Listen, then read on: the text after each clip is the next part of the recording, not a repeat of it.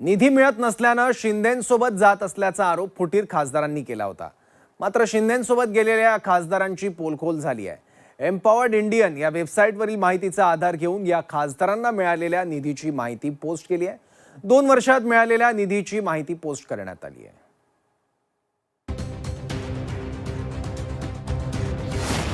फुटीर खासदारांच्या निधीच्या आरोपांची पोलखोल।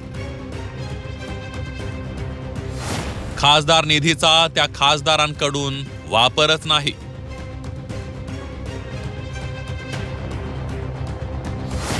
निधी वापराच्या मुद्द्यावर खासदारांची सारवासारव।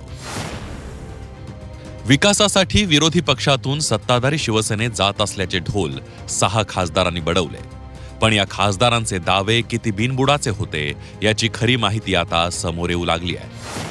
एम्पॉवर्ड इंडियन वेबसाईटवर खासदारांना मिळालेला निधी आणि त्यांची खर्च केलेल्या निधीबाबत सविस्तर माहिती समोर आली आहे।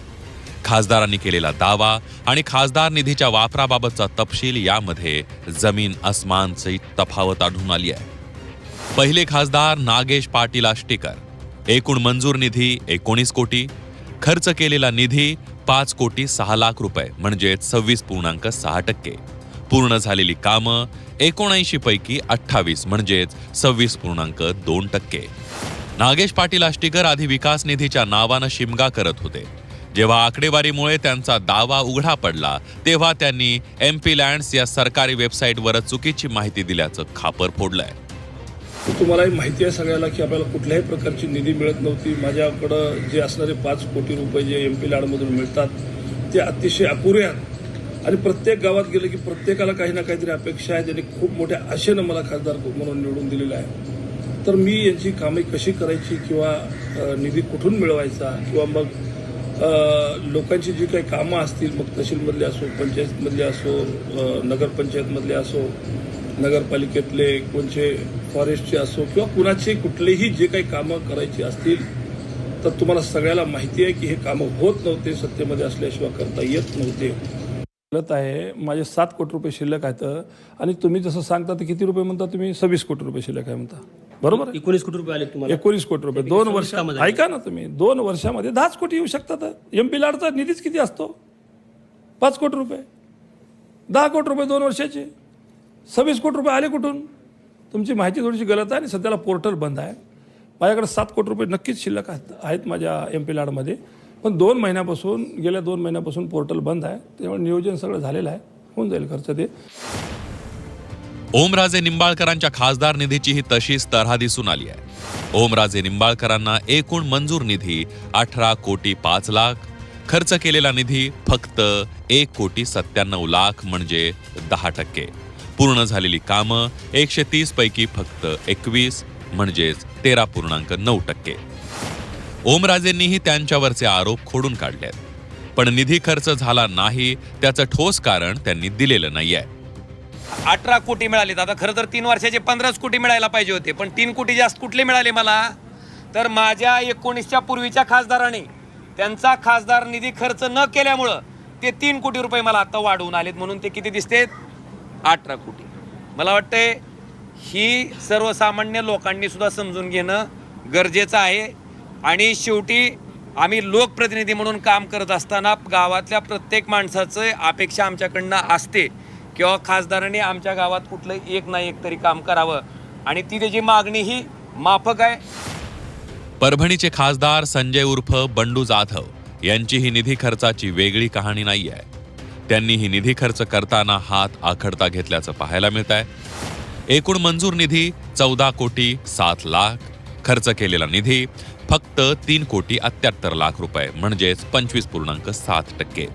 पूर्ण झालेली कामं 56 पैकी 25 म्हणजेच 30%। याबाबत त्यांना विचारलं असता त्यांनी पुन्हा निधी कमी मिळत असल्याची जुनी टेप वाजवली आहे। मला 5 वर्षात मी शेवटच्या वर्षात सुद्धा मी माझा निधी खर्च करू शकतो आणि जवळजवळ हे 4-6 महिने पूर्ण आचारसंहितेत गेले, त्यामुळे आम्ही निधी खर्च करू शकलो नाही। आणि 5 कोटी मध्ये 1,500 गावां 14 शहरामध्ये कोणाकोणाची आम्ही गरज भागविणार आहे। प्रत्येक जण येतो, आम्हाला निधी द्या, आम्हाला निधी द्या, ह्या सभागृहाला द्या, ह्या स्मशानभूमीला द्या, या रस्त्याला द्या, ह्या पहिल्याला द्या। आम्ही लोकांच्या गरजा पूर्ण करू शकत नाही, ही वस्तुस्थिती आहे आणि कार्यकर्त्याचंही समाधान करू शकत नाही। आणि कार्यकर्त्याच्या आग्रहाखातरच या भूमिका घ्याव्या लागल्या, ही पण वस्तुस्थिती आहे. राहिला माझा निधी खर्च करण्याच्या विषयाच्या संदर्भानं, माझा निधी मी उद्याही करू शकतो, महिन्याने करू शकतो, 6 महिन्यानं, वर्षानं, 2 वर्षानं. माझा निधी लॅप्स होत नाही. इतर खासदारांच्या निधीच्या खर्चाबाबतही आनंदी आनंद आहे. भाऊसाहेब वागचौरे, एकूण मंजूर निधी 14.7 कोटी, खर्च केलेला निधी फक्त 71 लाख म्हणजेच 4.9%. पूर्ण झालेली कामं 135 पैकी फक्त 2 म्हणजे 1.5%. संजय दिना पाटील, एकूण मंजूर निधी 14.7 कोटी, खर्च केलेला निधी फक्त 15 लाख म्हणजेच 1.1%. पूर्ण झालेली कामं 40 पैकी 0 म्हणजे 0%. संजय देशमुख, एकूण मंजूर निधी 18.6 कोटी, खर्च केलेला निधी 1.42 कोटी म्हणजे 7.6%. पूर्ण झालेली कामं 106 पैकी फक्त 7 म्हणजे 6.2%. खासदार मिळालेला निधी खर्चच करत नसतील तर त्यांचा विकासासाठी पक्षांतर केल्याचा दावा पोकळ असल्याची टीका विरोधकांनी केली आहे. काय तर म्हणून निधीसाठी केले, आकडे आले आहेत ना. जो निधी आहे तो सुद्धा हे धड वापरू शकले नाहीत. 15-15, 16-16 कोटीचा निधी पडून आहे. निधी हा विकास कामासाठी असतो ना, विकास निधी आहे ना.